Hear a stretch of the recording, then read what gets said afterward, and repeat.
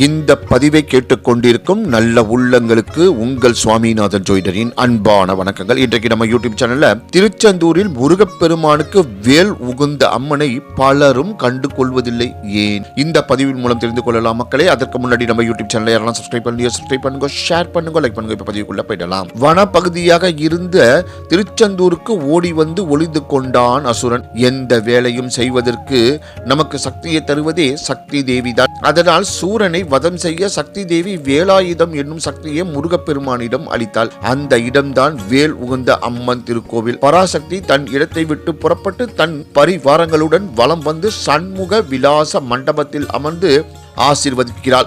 அதன் பின்பே சூரன் வதன் வலம் புறப்படுகின்றது. வேல் உகுந்த பராசக்தி தாயே போற்றி. முருக பெருமானுக்கே சக்தி அளித்த அம்மன் என்பதால் வேல் உகுந்த அம்மனுக்கு மரியாதை செய்த பிறகுதான் முருகப்பெருமானுக்கே திருச்செந்தூரில் திருவிழாக்கள் நடைபெறும். முருகப்பெருமானுக்கு வேல் உகுந்த சக்தியை காணுங்கள், நாமும் சக்தி பெறலாம். திருச்செந்தூர் முருகன் கோவில் மெயின் கேட் போகும் வழியில் டிராவலர் பங்களா டிபி ரோட்டின் இடதுபுறமாக வேல் உகந்த அம்மன் கோவில் உள்ளது. திருச்செந்தூர் சென்ற போது மறவாமல் வேல் உகுந்த அம்மனை தரிசித்து பிறகு முருகப்பெருமானை தரிசித்தால் கேட்ட வரங்கள் அனைத்தும் கிடைக்கும். வேலும் மயிலும் சேவலும் நமக்கு உற்ற துணை.